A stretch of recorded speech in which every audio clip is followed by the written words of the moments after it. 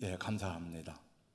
예, 오늘 이곳에 모여 예배하는 여러분, 또 부득불하게 가정에서 예배하는 우리 귀한 성도님들, 다 예배의 성공자가 되기를 주님의 이름으로 축복합니다. 예배는 우리가 평안하고 복되고 감사한 일이 많을 때보다 사실은 성경적으로 보더라도 어려울 때, 고난 중에 있을 때, 힘들 때 더 신실하고 간절한 예배가 되더라고요. 우리가 큰 고난 중은 아니지만은 나라에 여러 가지 그 물로 인한 피해가 많고, 또 개인적으로도 코로나에 감염된 분들이 이제 다수가 있는데, 하나님 안에서 진실한 예배로 모든 것을 극복하고 승리하시기를 주님의 이름으로 축복합니다. 지난주 월요일에는 모처럼 한가한 시간이 되어서 제가 시골 교회 목사님들 몇 분을 우리 교회로 초대했습니다. 한때 점심을 먹고 그리고 영화를 한 편 보았습니다. 정말 오랜만에 보는 영화였습니다. 임진왜란 당시에 이순신 장군이 하객진이라는 전법으로 일본의 수군을 물리친 한산도 대첩을 다룬 한산이란 최근에 개봉된 영화였습니다. 이순신 장군에 대한 영화를 하도 많이 봐가지고 큰 감동은 없었지만은 우리나라에 이순신 장군 같은 분이 있다는 것이 정말 얼마나 감사한 일이었던가 하는 생각을 해보고, 잠깐 지나가는 생각이었지만 이런 생각도 해봤습니다. 세종대왕이 나라의 대통령이 되고 이순신 장군 같은 분이 국무총리나 참모총장을 하면 얼마나 좋을까, 이런 생각을 해보았습니다만, 최근 역사에 대한 관심이 점점 더 많아지고 있습니다. 그리고 그러한 관심들이 영화, 드라마, 책들로 많이 펴지고 있는 것을 보게 됩니다. 우리나라의 독립과 주권을 찾기 위해서 목숨 걸고 독립운동을 한 사람들은 수도 없이 헤아릴 수 없지 많지요. 그런데 어린 소년, 유관순 같은 그 소녀가 독립만세를 부르다가 감옥에 갔는데, 감옥에 있는 중에 그 작은아버지가 찾아가서 내가 빨리 손을 써서 나오게 할게 그랬더니 그 어린 소녀가 하는 말이 이렇게 말했답니다. 내가 나가면 뭐합니까? 삼천리 강도가 다 감옥인데 그 감옥에 있으나 여기 있으나 똑같이요. 어떻게 그 나이 어린 소녀가 그런 말을 할 수 있을까? 제가 한번 박열이라는 영화를 본 적도 있었는데, 17살의 어린 나이에 신체적 우영과 심지어 죽음 앞에서도 두려움 없이 자신의 의지를 펼치면서 나는 나라를 위해서 내 생명을 바치는 것을 두려워하지 않는다, 그런 것을 볼 때에 17살인데 어떻게 저런 의지를 가질까, 이런 생각을 해봤습니다. 1905년 을사조약 이후에 우리나라는 실질적인 통치권을 일본에 빼앗겼습니다. 1910년 8월 22일에 대한제국과 일본제국 사이에 합병조약이 맺어졌습니다. 대한제국의 내각 총리 대신이었던 이완용과 제3대 한국 통감인 데라우치 마스다케가 조약을 통과시키고 1910년 8월 29일 조약이 공포됨으로 대한제국은 이 땅에서 사라지게 되었습니다. 우리의 강토가 일본 사람들에 의해서 빼앗기고 주권이 손아귀에 넘어갔을 때에 게일 선교사는 이렇게 울면서 말했습니다. 대한국, 이제 그것이 사라지는가? 천지와 책과 붓의 나라, 금수강선의 나라, 시와 수화의 나라, 효자 열부의 나라, 하나님을 바라보는 환상의 나라, 이제 그 나라는 사라지는가? 그리고 울었답니다. 여러분, 그렇습니다. 그때 우리나라는 이 세상에서 사라지는 것처럼 보였습니다. 중국의 많은 소수민족들이 한족에 편입되어서 다 살았지만은, 우리는 중국 변방에 있었지만은 독특한 문화와 언어를 가지고 4,000년 동안 주권을 지킨 민족이었습니다. 그러나 이제 그 나라는 일본의 한 부분이 되어서 일본 천황과 신사를 섬기는 황국 시민이 되어야 했습니다. 언어도 빼앗기고 이름도 빼앗기고 남편과 아들들을 빼앗겼습니다. 젊은 아낙네들은 정신대로 끌려가게 되었습니다. 그러나 1945년 8월 15일 우리 민족은 잃어버린 주권과 황토를 되찾게 되었으니 우리가 어찌 그날을 잊을 수가 있겠습니까? 우리가 이 날을 기념하지 않을 수가 없죠. 아마 지금은 제가 보니까 거의 교회, 정부에서만 이 행사를 하더라고요. 저희 어릴 적에는 저는 이제 그 시골 분교회 다녔는데, 분교회 다니다가 이런 행사가 있으면 본교회 가서 행사를 했어요. 행사를 하면서 광복절 기념식도 하고 다 했는데, 지금은 학교에서도 그냥 이렇게 놀기만 하지 행사는 안 하더라고요. 일제 압제 아래 신음하던 선조들은 온 민족이 들고 일어나 3.1 만세 운동을 전개하기도 하였고, 민족 지도자들의 눈물 어린 계몽운동도 있었고, 독립운동가들의 활약도 눈부셨지만, 그러나 나라의 독립을 이루기에는 너무나 무력하고 역부족이었습니다.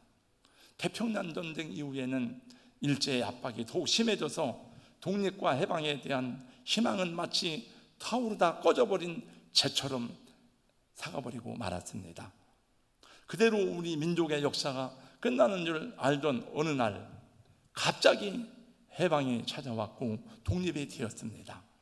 미국의 원자폭탄을 맞은 일본이 항복함으로 세계 2차 대전이 종식되고 이제 우리 민족도 해방이 되었습니다.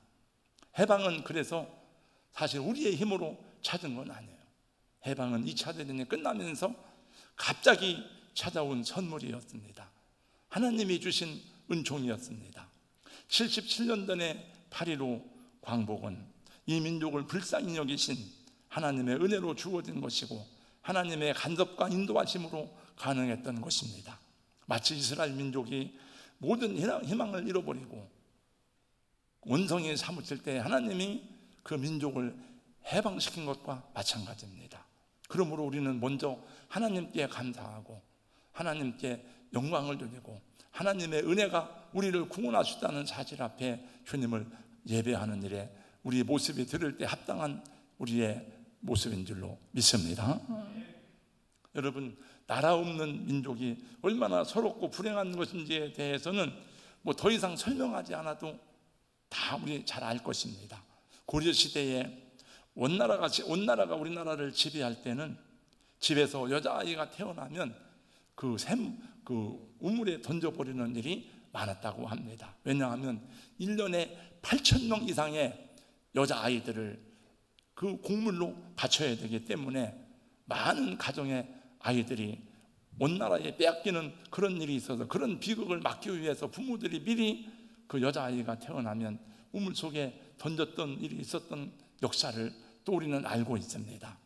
우크라이나도 나라의 주권과 영토를 지키기 위해서 눈물겨운 싸움을 지금 하고 있습니다만, 중동의 크루드 민족, 또 팔레스타인, 이런 민족들은 민족은 존재하는데 독립된 국가를 갖고 있지 못하기 때문에 늘 끊임없는 그 고통과 또 어려움 가운데 살아가는 것을 보게 됩니다. 이 세상에 나라를 잃고 만국 백성이 되는 것처럼 슬프고 비참한 일이 없습니다. 남자들이 징병으로 끌려가고 징용으로 끌려가고, 꽃다운 여성들은 종군 위안부로 끌려가 짐승 같은 대우를 받으면서 온갖 수모를 당하고 몸이 더럽혀진 채 살아있는 할머니들이 지금도 존재하고 있는데, 일본 사람들은 그런 일이 없다고 합니다. 1923년 관동 대진이 일어나자 민심을 수습하기 위해서 자행한 조선인 학살 사건은 그 참혹함을 이루다 말할 수 없다고 합니다. 그렇게 소망 없이 살던 우리 민족에게 찾아온 해방 이후 광복이니 얼마나 감격스럽고 놀라운 일입니까? 기록에 의하면 사람들이 어떤 사람이 밭에서 일을 하다가 일본이 원자폭탄을 맞고 망하고 항복하였다는 소식을 듣고 너무 기뻐 달려오다가 똥통에 빠졌는데, 똥통에서도 대한독립 만세를 삼창하였다고 합니다. 생각해보면 그러고도 남을 일입니다. 그 전에 손양원 목사님 딸 손동희 권사님이 우리 교회에 간증을 왔었습니다. 그때에 그 권사님이 자기 어릴 적에 해방되었는데 그 아버지가 막 사람들이 춤추는 그 모습을 얘기할 때 생각이 나요. 여러분, 징병으로 징용으로 끌려가서 생사를 모르는 내 아들이, 내 남편이 돌아올 수 있는 해방이 되었다는데 어찌 똥통에 빠지는 것이 무슨 대수로운 일이겠습니까? 우리는 어려서 이 노래를 많이 불렀어요. 흙 다시 만져보자, 바닷물도 춤을 춘다, 기어이 보시려던 어른님 본님 어찌하리. 이날이 40년 뜨거운 피 엉긴 자친이 기리기리 빛나세, 기리기리 빛나세. 그러나 해방의 감격도 잠시, 연합국들의 이기주의와 패권주의로 인해서 포츠담 회의에서 한반도의 신탁 통치를 결정했습니다. 북쪽으로는 소련군이 진주하고 남쪽으로는 미군이 진주해서 남북이 38선으로 분단이 되어서 오늘까지 계속 이어지고 있습니다. 저는 이 이야기를 할 때마다 화가 나고 막 분노가 끓어오릅니다. 여러분, 2차 대전의 패전국인 독일과 일본이, 독일은 나라를 반으로 갈라서 서로 나눠 가졌는데 그 일본을 나눠 가야지. 패전 범죄국인데, 전쟁 범죄국인데 일본은 멀쩡하게 남아있고 왜 우리나라를 이렇게 갈라놓는 생각할 때 정말 그 안타까운 일이 아닐 수 없죠. 쉼이 없는 약속이다 보니까 늘 외세에 의해서 민족의 운명이 결정되는 일이 너무나도 많았습니다. 또 우리나라는 해방 이후에 6.25라는 비극을 겪고 수많은 정치적 격변을 겪지 않으면 안 되었습니다. 그러나 그런 속에서 정치적인 민주화를 이루었고 얼마나 많은 젊은이들이 목숨을 잃었는지 몰라요. 그러면서 싸워서 민주화를 이루었고 또 경제적인 선진화에 들어서게 되어서 모든 세계가 이 대한민국을 볼 때마다 경이로운 눈으로 보게 됩니다. 여러분, 경제, 문화, 이 한류가 전 세계를 다 그냥 휩쓸고 있잖아요. 그러나 오늘의 현실을 보면 북한에 포기하지 않는 핵무장이 계속되고, 북한은 지금 여러분 아십니다만 이미 핵무기를 벌써 다 완성했고, 전술핵, 전략핵은 다 완성됐고, 전술핵은 아주 작은 핵무기를 실제로 그 무력으로 사용할 수 있는 그런 핵무기를 계속 양산 단계에 사실은 들어갔다고 합니다. 많은 전문가들이 말하기를 우리나라의 운명이 구한말과 비슷하다고 하지만 그러나 그때와 지금은 다르다고 합니다. 왜냐하면 그때는 고래 싸움에 새우등 터지는 새우에 불과했지만은 지금은 돌고래 정도는 되었다는 거예요. 스스로 헤쳐나갈 수 있는 힘이 어느 정도는 있다는 것입니다. 제가 닥쳐오는 차이나 쇼크, 한국의 선택은 무엇인가, 그런 책을 한번 봤거든요. 보니까 최근에 나온 책입니다. 한국의 메모리 반도체가 없으면 중국의 IT 전자산업은 여러분 마비된답니다. 기술적으로 세계에서 가장 어려운 10 나노 그 반도체 생산은 대만의 TSMC하고 한국의 삼성전자밖에는 생산을 못한답니다. 미국과 중국의 패권 다툼도 결국은 대만 내 그 반도체를 누가 장악하느냐, 그 싸움이라 그러더라고요. 그래서 한국은, 그 외국인이 쓴 책인데, 한국은 당당하게 중국에 너무 꼴리지 말고 맞서 싸울 수 있다, 그런 얘기를 하더라고요. 국가의 정부는 우리나라를, 국민들의 모든 생명과 안전과 이 모든 것을 잘 경영해 주십시오 하고 주권을 위임했습니다. 그러나 사실은 문재인 정부도, 윤석열 정부도 국민에게 신뢰를 받지 못하는 그런 안타까운 가운데 있죠. 힘을 키우고 국력을 키우고 무엇보다도 자주국방을 이루어 나가야 되는 그런 일들은 정부에서 책임을 지고 잘 해나가리라고 생각을 하고, 그건 국가가 해야 될 일이고, 우리 국민들은 국민들대로 나라와 미래의 번영을 위해서 무엇을 해야 될지, 특별히 예수님을 믿는 크리스찬들은 어떤 책임을 가져야 하는지를 기억해야 됩니다. 사랑하는 성도 여러분, 여러분은 하나님이 역사의 주관자가 되시고 하나님이 모든 나라의 흥망성쇠를 주관하신다고 믿습니까? 성경은 역사책이 아니지만은 성경은 사실은 인류 역사예요, 역사. 근데 성경의 역사를 보면 모든 나라의 흥망성쇠를 하나님이 지고 있음을 분명하게 말씀하고 있습니다. 이것이 성경의 가르침이고 역사의 교훈입니다. 그래서 하나님은 끊임없이 자기 백성들에게 이 죄악된 세상에서 하나님의 공의를 따라 믿음으로 바르게 살아야 되는 그 가치와 그 책임이 무엇인지를 계속 말씀해 주고 있습니다. 그렇게 많은 말씀 가운데 한 부분이 오늘 저와 여러분이 읽은 이 역대하 7장의 말씀이에요. 이 말씀은 솔로몬이 성전을 건축한 이후에 하나님과 봉헌식을 하고 간절히 기도한 이후에 하나님의 응답으로 주신 말씀입니다. 이 말씀은 솔로몬 개인만이 아니라 나라와 민족의 운명과 관련된 중대한 말씀이었습니다. 이것은 구약의 이스라엘 백성들에게만 주신 말씀이 아니고 하나님을 경외하는 모든 믿음의 사람들, 하나님의 사람들에게 동일하게 주신 주님의 음성인 것입니다. 오늘 말씀의 첫 번째입니다. 전염병이나 전쟁이나 기근이나 나라의 환란이 왔을 때 내 백성이 악한 길에서 떠나라는 것입니다. 내 이름으로 일컫는 내 백성이 그들의 악한 길에서 떠나 스스로 낮추고 하나님께 기도하라고 말씀하고 있습니다. 그러니까 전쟁, 기근, 홍수 여러 가지 자연재난들은 우연히 일어난 것이 아니라는 것입니다. 분명히 백성들의 죄악과 관련되어 있음을 성경이 말씀하고 있습니다. 하나님은 아브라함의 자손 이스라엘을 택하시고 구원하신 것은 겸손히 하나님을 섬기며 하나님의 의와 공도를 행하고 세상의 제사장 나라가 되게 하시려고 하나님이 그 백성들을 택하셨습니다. 그러나 이스라엘 백성들은 가나안 땅에 나라를 세우고 하나님의 은혜 가운데 번성하게 되었을 때에 그들은 하나님의 언약을 버리고 하나님을 떠나게 되었습니다.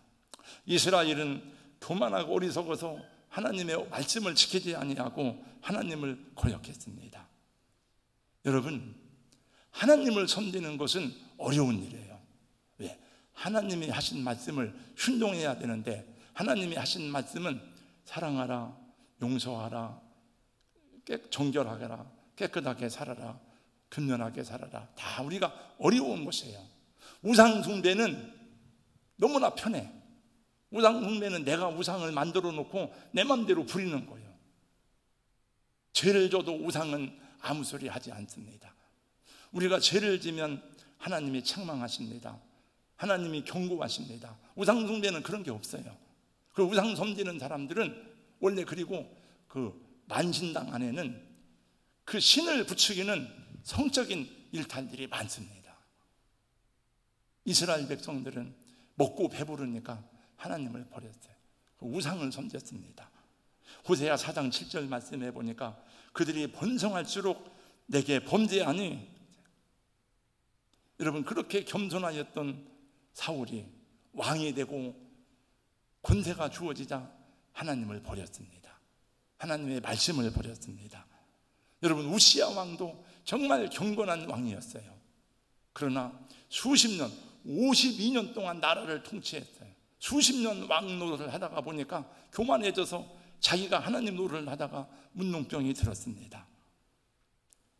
저는 그전에 제가 아는 선배 목사님 가운데 늘 하는 말이, 나는 시골 촌놈입니다. 나는 머슴입니다. 그분의 하는 목회 철학이 머슴 목회. 나는 끝까지 머슴으로 섬기겠습니다. 그랬는데 대한민국에서 세계에서 제일 큰 장로교회가 되었어. 그러니까 총회장도 해야 되고 다 해야 되고 하다가 결국은 그분 때문에 한국 교회가 많이 힘들어졌습니다. 지금도 해결이 안 됐어요. 그 문제가 계속 재판 중이고. 그래서 저 목사님은 나는 머슴입니다, 나는 머슴 목회입니다 하더니 교회가 커지니까 저렇게 자기 마음대로 하고 교만하고 하나님의 뜻도 저버리고 한국교회 공동체 성도들의 신앙은 생각하지 않고 자기 명예만 위해서 사는구나 하는 생각을 해보게 되었습니다. 이스라엘이 배가 부르고 교만하니 하나님이 말씀했습니다. 역대하 6장 15절 16절입니다. 그 조상들의 하나님 여호와께서 그의 백성과 그 거하시는 곳을 아끼사 부지런히 그의 사신들을 그 백성에게 보내어 이르셨으나 그 백성이 하나님의 사신들을 비웃고 그의 말씀을 멸시하고 그의 선지자들을 욕하여 여호와의 진노를 그의 백성에게 미치게 하여 회복할 수 없게 하였으므로. 여러분, 지금 먹고 살기도 어렵고 나라에 홍수가 임하고 코로나가 이렇게 막 많이 발전해서 했는데 무슨 나라를 위한 설교인가? 여러분, 이런 메시지가 마음에 드십니까? 잘 안 들어요. 그래서 비방하고 비난하고 욕하기도 합니다. 그러나 여러분, 우리 개인의, 우리 가정의 문제, 개인의 문제, 자녀들의 문제가 중요한 것처럼 똑같이 우리가 살고 있는 이 나라와 이 민족의 운명도 중요하기 때문에 오늘 우리는 이런 말씀에도 하나님 앞에 응답하고 살아갈 때에 우리 자손들이 이 땅에도 복을 받고 하나님의 거룩한 뜻을 이루게 되는 줄로 믿습니다. 우리나라도 옛날 가난하고 어려울 때에 하나님을 얼마나 갈망했는지 몰라. 하나님 도와주세요. 하나님 살려주세요. 금식하고 기도하고 차려하고, 저도 사실은 금식을 뭐 밥 먹듯이, 저도 지금 금식 중에 있지만은 금식을 옛날에는 밥 먹듯이 했어요. 하나님 도와주세요. 살려주세요. 강단에 무릎 꿇어 엎드리고, 그리고 다 사람들이 그렇게 간절하게 기도했는데 많은 세월이 지나고 먹고 살만 하니까 하나님을 갈망하지 않습니다. 하나님을 믿는 믿음이 우리 인생의 중심이 아니고 변두리로 몰아놨어요. 하나님 조금 옆에 가 계세요. 하나님, 내가 하나님 섬길 테니까 하나님 믿겠습니다. 내가 헌금하겠습니다. 내가 할 일 하겠습니다. 하나님 조금 계세요. 하나님이 변두리로 밀려갔어요. 그리고 어떤 분들에게는 하나님을 믿는 신앙이 액세서리예요. 액세서리는 있어도 되고 없어도 됩니다. 하나님 믿는 믿음이 그냥 있으면 좋고 없어도 뭐 할 수 없는 거지라고 하는 그런 때에 코로나까지 와가지고 믿음이 약화되는 것을 보면서 참 많이 마음이 아프기도 합니다. 그러면 그렇게 잘 먹고 잘 자라서 행복하고 기쁘고 감사합니까?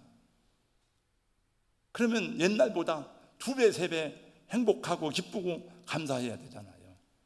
그러나 세대 10대 경제 강국이라는 이 우리 국민들은 행복하지 못하고 정신적으로 영적으로 혼돈스럽고 방황하는 시대가 되었습니다. 전 세계, 내가 어제 다시 한번 확인했어요. 전 세계에서 자살률 1위 국가입니다. 그것도 엄청나게 높은 1위예요. 비슷한 1위가 아니에요. 이혼율이 세계 2위 국가입니다. 젊은이들은 자신들의 미래가 없다고 말하면서 헬조선이라고 말하면서 3포 세대, 5포 세대, 7포 세대라든지 N포 세대가 되었습니다. 음주 소비량 세계 최고입니다. 얼마 전에도 OECD 국가 가운데 행복 지수를 나타내는 웰빙 지수를 조사했는데 OECD 조사 대상국 16개 나라 중에 우리나라가 행복 지수가 제일 낮은 나라가 된 거예요. 여러분, 왜 행복하지 않습니까? 여러분, 네. 우리 욕망이 끝이 없어서 그래. 네. 우리가 교만해서 그런 것이 아닙니까?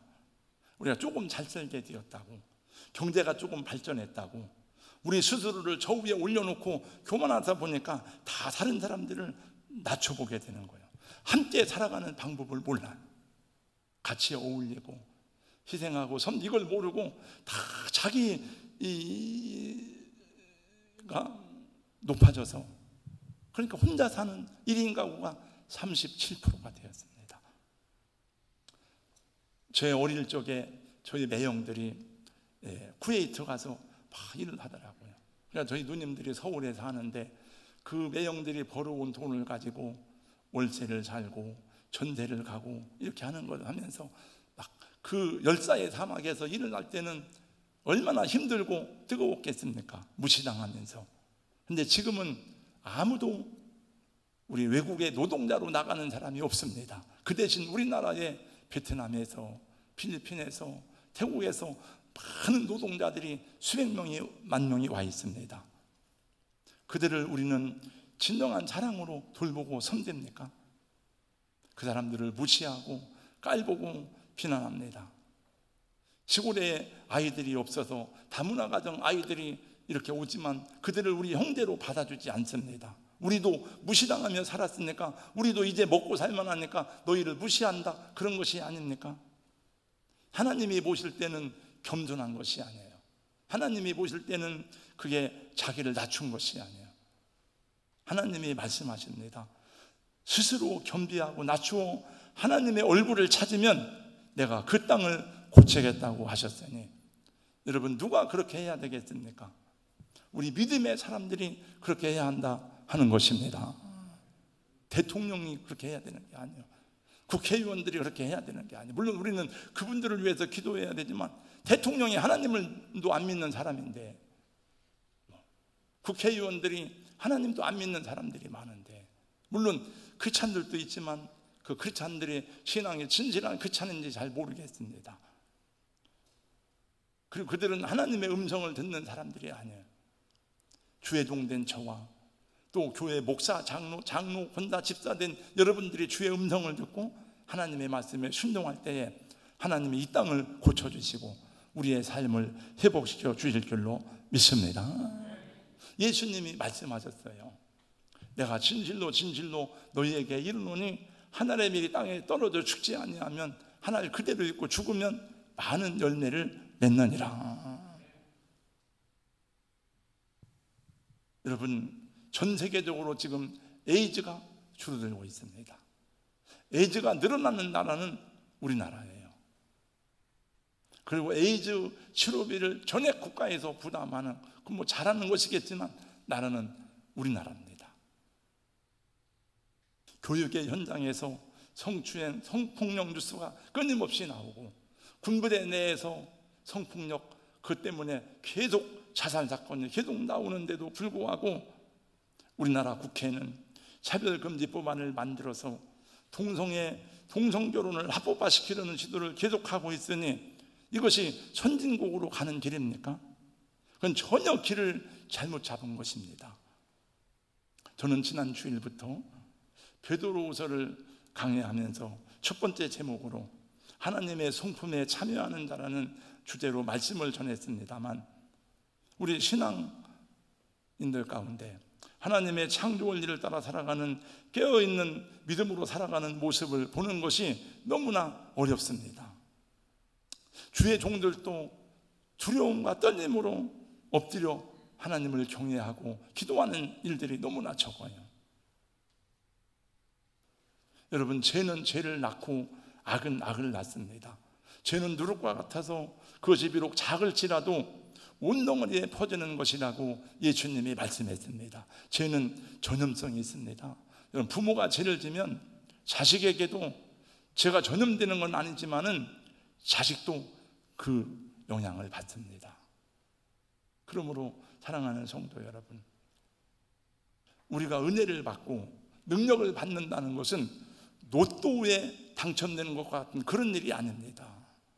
성령 받으면 한 번에 대박이 터지고 우리가 슈퍼맨이 되는 게 아니에요.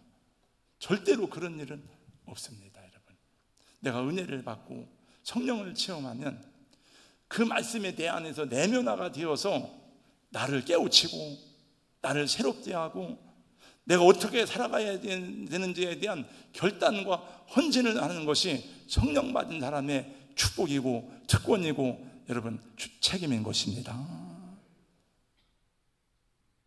오해하면 안 돼요. 성령 충만하면 저절로 무엇이 이루어지는 것이 아닙니다.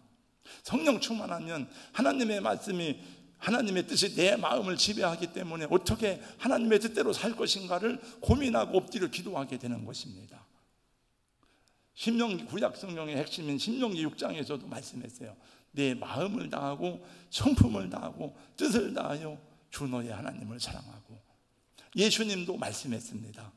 내 마음을 다하고 목숨을 다하고 뜻을 다하여 주 너의 하나님을 사랑하고 내 이웃을 내 몸과 같이 사랑하라 하셨으니 이 두 가지가 모든 율법과 선지자의 계명이니라.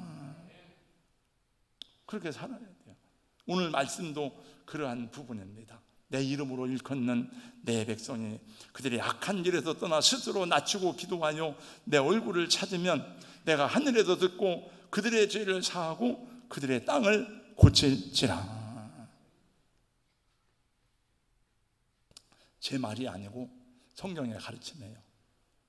얼굴을 뜻하는 히브리 원어는 파남이란 말인데, 이 말은 맞대어 서다 그 말이에요.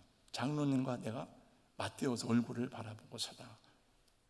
우리 얼굴이 하나님을 향해서 맞대고 서 있으면 함부로 화낼 수 없습니다. 함부로 누굴 욕할 수 없습니다. 함부로 죄에 빠질 수가 없습니다. 만약에 제가 혼자 여행을 하면 아무도 안 보니까 죄를 질지도 모르겠지만은 장로님과 저랑 둘이 같이 여행을 갔어요. 장로님, 나는 장로님을 보고 장로님은 나를 보고 우리가 서로 책임 있는 삶을 살게 돼요. 근데 하나님은 안 보이지만 내가 새벽 날개를 치며 바다 끝에 거할지라도 거기에도 하나님이 자리를 펴고 계시고 하나님이 안 보시는 데가 없잖아요. 그렇게 살아야 된다는 거예요. 그러니까 예수 믿는 게 참 어렵잖아요.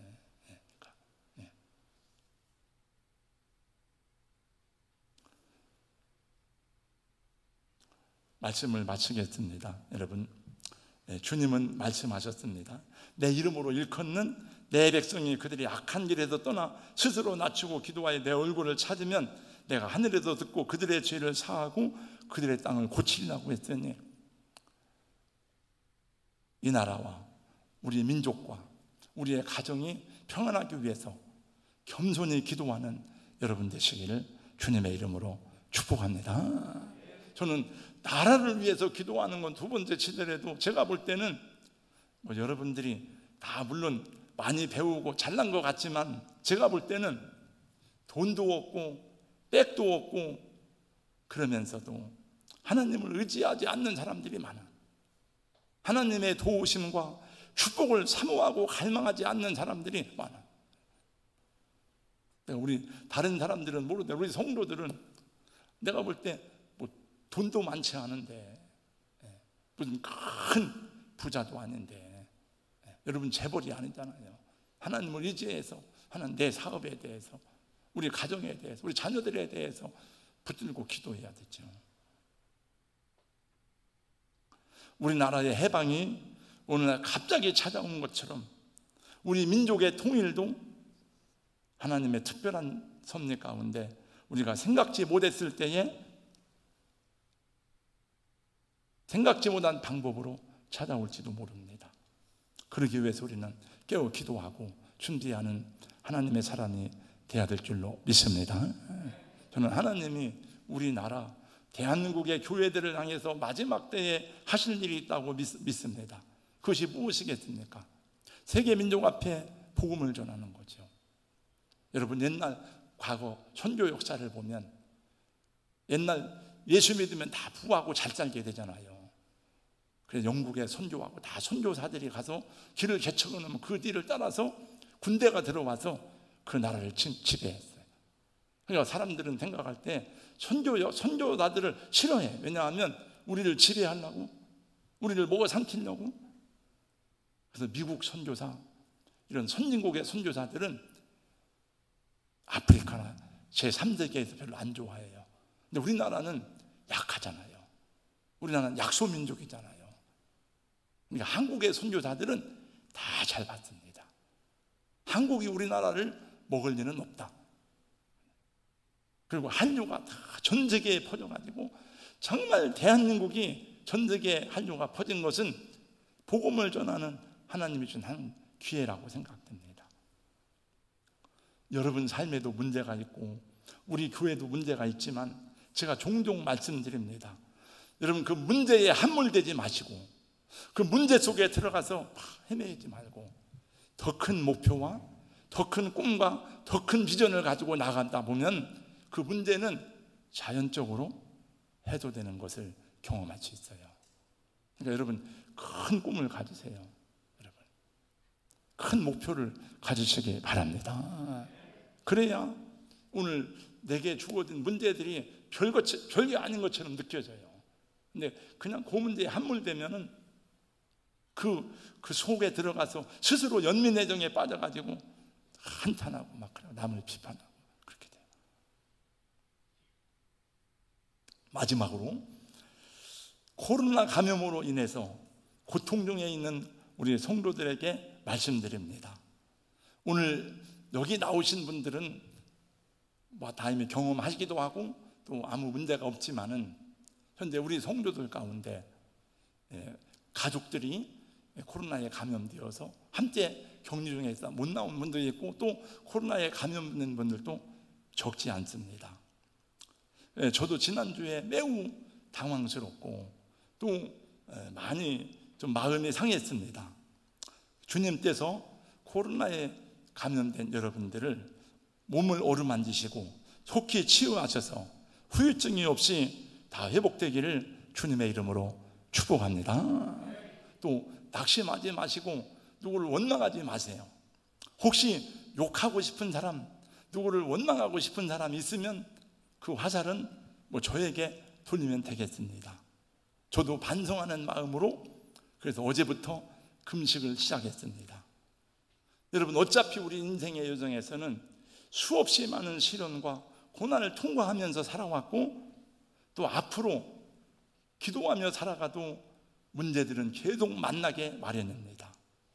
또 코로나는 우리나라뿐만이 아니고 여러분만이 아니라 전 세계적으로 경험하는 우리 시대의 아픔이고 고통들입니다. 코로나에 감염되고 안 되고는 우리의 믿음이 강하고 약하고 하고는 아무런 상관이 없습니다. 믿음이 좋은 사람도 코로나에 감염됩니다. 그러나 그것을 극복하는 과정에서는 우리 믿음이 중요한 역할을 하게 됩니다. 여러분 아시는지 모르겠습니다만 저는 지난 4월달 부활절 한 주 전에 코로나가 확진되었습니다. 여러분에게 얘기 안 했습니다. 저는 가서 검사도 안 받았습니다. 코로나가 분명합니다. 자가진단 키트로 또 확인해 봤습니다. 저는 부활절 연합예배가 한 주 앞으로 나와 있어서 집에서 계속 기도했습니다. 하나님 치료해 주세요. 코로나 바이러스는 떠나갈지어다. 선포하고 기도하고 몸은 괜찮았습니다. 몸만 조금 이상하다가 회복되었습니다. 기도하세요, 여러분. 저도 오늘 새벽에도 어젯밤에도 그 이름을 부르면서 한 분 한 분 위해서 기도했습니다. 바울 사도는 말했습니다. 내가 약할 때 곧 강합니다. 나는 약한 것을 자랑하노라. 왜 약한 것을 자랑합니까? 약하기 때문에 주님을 의지하고 주님이 주신 능력 안에서 나는 강하고 담대하다 하는 것입니다. 그런 약함 때문에 낙심하지 마시고 일어나서 여러분 행할 일을 행하시고 기도하시고 주님을 의지하시기 바랍니다. 하나님의 은혜가 놀라운 것만큼 여러분의 믿음도 굳세워서 모든 것을 이기고 승리하시기를 예수님의 이름으로 축원합니다. 지금으로부터 77년 전 우리나라와 민족이 일제 압박에서 해방된 것도 큰 기쁨이지만 이보다 비교할 수 없는 기쁨과 축복이 우리 가운데 주어졌으니 예수들을 통해서 희년이 선포되고 죄와 사망에서 해방되고 구원받고 영생 얻은 하나님의 자녀가 되었습니다. 변하고 흔들리는 것에 소망이 아니라 하나님의 말씀 안에서 소망을 두고 살아가는 종들이 되게 하여 주시옵시고 축복으로 아는 그리고 그것을 감사할 줄 아는 하나님의 종들이 되게 하여 주시옵소서. 걸어가신 우리 하나님, 우리가 썬데이 크리스찬이 아니라 매일 크리스찬이 되어서 언제 어디를 가든지 하나님과 동행하고 하나님의 함께하심을 증거하는 종들이 되게 하여 주시옵소서. 예수님 이름으로 기도하옵나이다. 아멘.